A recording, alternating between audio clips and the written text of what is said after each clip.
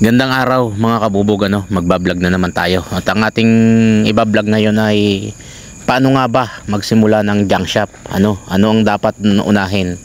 Mga kabubog, na i-vlog na natin yan dati, paano magsimula ng junk shop. At ang tinalakay natin sa vlog na yun ay mga gamit na pangunahing kailangan. Ngayon naman, ang tatalakayin natin ay paano magsimula ng junk shop. Ano ang dapat unahin? Mga kabubog, bago ko ituloy, pakilala muna ako. Ako ang inyong lingkod si LL, ang inyong kabubog, at ito ang istorya ng hinamang na magbubuti dito sa Laguna. Mga kabubog, ano nga ba ang dapat unahin bago magtayo ng junk shop? At magkano nga ba ang kailangan puhunan? Ano ba ang kailangan unahin? Puhunan ba o mga gamit ba? Ano ba talaga ang dapat unahin? Mga kabubog, para sa akin, bago ka magsimula ng junk shop, kinakailangang pag-aralan mo munang mabuti. Pag-aralan mong mabuti kung ano ang pasikot-sikot sa junk shop. Yung puhunan, mga kabubog, dagdag na lang yon. Alam mo bang pwede kang magsimula ng junk shop o negosyong scrap kung kahit wala kang puhunan? Basta marunong ka lang o sagana ka lang sa kaalaman. Kaya para sa akin, mga kabubog, bago ka magpundar ng kiluhan ng kung ano-anong mga gamit, bago ka magkuha ng puhunan, ay pag-aralan mo munang mabuti. Alamin mo muna. Unang-unang gagawin mo ay ayun, yung ginagawa mo ngayon na nanonood ka ng ganitong mga video, tutorial tungkol sa pag-junk shop, sa pag-i-scrap. Hanggat maaari, lahat ng makita mong video na may kinalaman sa tutorial ng pag-junk shop o pag-i-scrap ay panoorin mo ng panoorin para magkaroon ka ng ideya. So una ay alamin mo muna, aralin mo muna, mga kabubog. Pag-aralan mo kung ano ang mga reject, pag-aralan mo kung ano ang mga nabibili, pag-aralan mo kung saan i-deliver ang mga kalakal, pag-aralan mo kung ano-anong klase ng mga kalakal ang nabibili at hindi nabibili, at pag-aralan mo rin ang mga presyo. Yung iba, mga kabubog, bago sila pumasok sa pag-junk shop ay pumapasok muna sila sa mga junk shop din. Nagpapahinanti sila, nagbuboy sila o kung ano mang trabaho sa junk shop para maging pamilyar sila. Maraming paraan para mapag-aralan mo.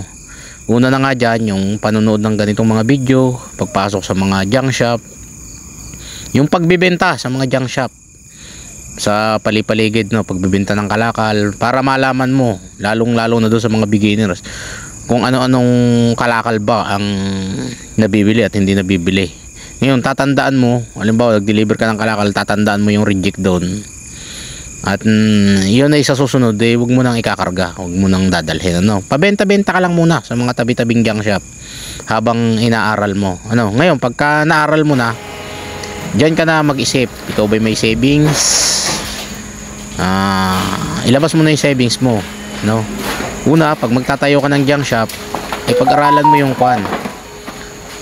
Yung tinatawag na feasibility study. Pag-aralan mo yung lugar, yung bang lugar na yung pagtatayuan ng junk shop ay yan ba'y daanan ng tao, yan ba'y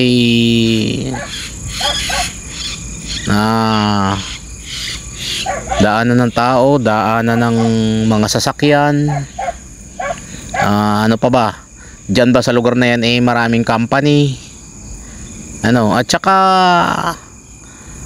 wag yung halimbawa, ano ba ang hindi pwede ang junk shop. Halimbawa ay nasa subdivision ka, bawal dyan ang junk shop.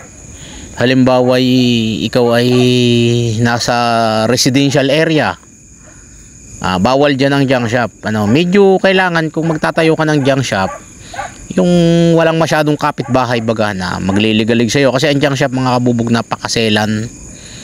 Pagka maingay ka, sisitahin ka. Pagka makalat ka, sisitahin ka.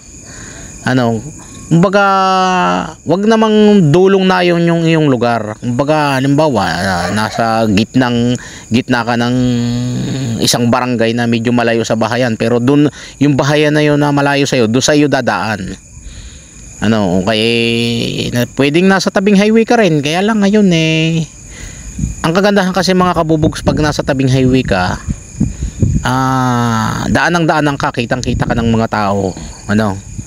Kaya lang pag sa tabing highway, limitado ang mabibili mong kalakal. Madalas pag sa tabing highway ka, ang mabibili mo lang tanso, bakal. Kasi ang mga pwesto sa tabing highway ay napakaliliit. Kaya mas maganda kung may pwesto ka sa tabing highway, may pwesto ka rin sa looban. Ano, para dun sa mga malalangkag na kalakal ay mabibili, pwede mo siyang i-divert dun sa pwesto mo sa looban. Ano? So ako, may pwesto na ako, kaya lang nasa looban. Kaya medyo napakatagal kong nakilala kasi nga nasa looban ako. Kaya ang ginawa kong diskarte house to house muna ako, bahay-bahay muna ako, ano. At pagkatapos ay saka ako nagpundar ng unti-unting gamit, ipon ng gamit kasi wala akong puhunan nagsimula. Ano, wala akong puhunan nagsimula. So ang ginawa ko, house to house ako, nagbabahay-bahay ako, ipon ng gamit habang inaaral ko. Yun nga, na-vlog ko nung doon sa mga nakaraang vlog ko, ano. Ngayon, itong hindi ko masasabi sa pagkakataong ito. Sa susunod na mga pagkakataon ay tatalakayin natin ang parto ng yung mga hindi ko nasabi sa pagkakataong ito, ay doon ko sasabihin sa susunod na vlog. Kaya abangan nyo ang parto ng vlog na to. Sa ngayon, ito muna ang aking may share, ano, at napakahaba na ng ating video. So magandang araw sa lahat. Pasensya na kung bihira ako makapag-upload, at kung bago ka pa lang sa aking channel ay subscribe ka na. Maraming salamat po.